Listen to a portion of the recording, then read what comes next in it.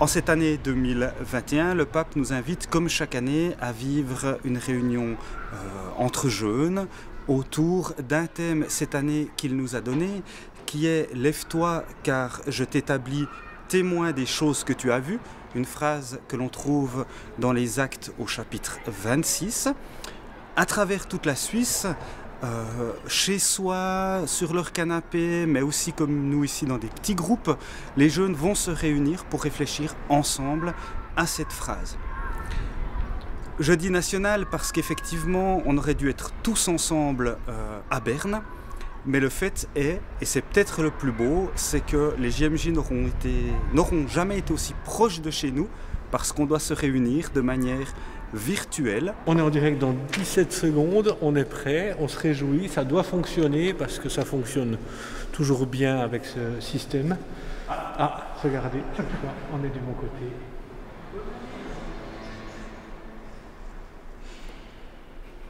Salut tout le monde, je m'appelle Darwin, je travaille au département de la jeunesse pour l'Église catholique dans le canton de Vaud. J'habite à Lausanne et lors de ces JMJ, je représente la Suisse romande. Celui qui accueille ce soir à Berne, le curé de Berne, c'est l'abbé Christian Schaller, un prêtre du diocèse de Bâle, notre diocèse, et puis qui a également officié par le passé dans le Jura. Je souhaite la bienvenue avec nous ce soir. Lève-toi, Alzati, steh auf. La joie également de pouvoir être en contact avec l'évêque chargé du dicastère de la jeunesse, Monseigneur Alain de Rémy. Tout ce que donne Dieu, c'est pour toujours. Alors allez vers lui, il ne va jamais vous décevoir, il va toujours rester avec vous. Je vous souhaite une belle soirée. Samuel Parat nous fera part de son expérience de foi, notamment, mais aussi de son expérience des JMJ de Cracovie. Actuellement, je suis en stage pastoral dans les unités Sainte-Marie et Sainte-Colombe. Qu'est-ce que ça veut dire? Ça veut simplement dire que j'ai terminé mes études et que j'ai une année auprès de l'équipe pastorale là-bas pour découvrir ce que c'est la vie en paroisse. Alors voilà, contrairement à plusieurs personnes que j'ai pu rencontrer et avec qui j'ai pu parler de vocation, moi ça m'est pas tombé dessus, d'un coup, un jour, sans prévenir. Enfin, pas vraiment. Aussi longtemps que je m'en souvienne, j'ai toujours été quelqu'un qui était engagé en paroisse, ne serait-ce comme servant de messe. Roberto peut en témoigner, on a commencé en même temps, on a fini à peu près en même temps, et il se trouve qu'on a duré un petit moment. J'ai toujours grandi avec la conviction que Dieu existait. C'est jamais quelque chose que j'ai refusé, qui m'a été étranger. J'ai toujours été convaincu qu'il y avait un Dieu qui était parmi nous, qui nous aimait, qu'il m'aimait.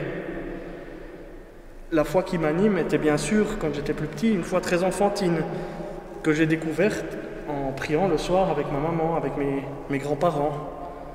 Puis elle s'est développée en grandissant dans plusieurs axes. Déjà un axe communautaire, comme je l'ai dit, en m'engageant comme servant de messe, comme catéchiste bénévole, puis comme lecteur, puis comme ministre de la communion, puis parmi les étapes que j'ai vécues qui ont permis de renforcer ma foi, de la vivre, j'aimerais bien vous en parler de peut-être juste une ou deux.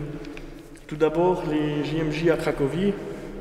Bon, il se trouve que 3 sur 4 d'entre vous y étaient avec moi. Puis je me suis rendu plusieurs fois au cours de ma vie avec mes parents à Thésée aussi. Pour moi, Thésée, c'est vraiment un lieu qui m'a beaucoup inspiré. J'ai été très vite attrapé, si je peux me permettre ce mot-là, par les chants de la communauté de Thésée, que j'entends là aussi depuis que je suis petit. Nous repartirons en live à Berne pour un temps d'enseignement. C'est un des grands temps forts en général des JMJ, du père Hernandez, né à Berne, grandi à Bienne, maintenant qui est jésuite en Italie. On vient d'arrêter Étienne. Il raconte l'histoire d'Israël en disant que toute son histoire à lui et de son peuple préparait ce moment. Puis nous terminerons après, ici à Kourou, avec un temps d'adoration, un des autres moments forts des JMJ, l'adoration.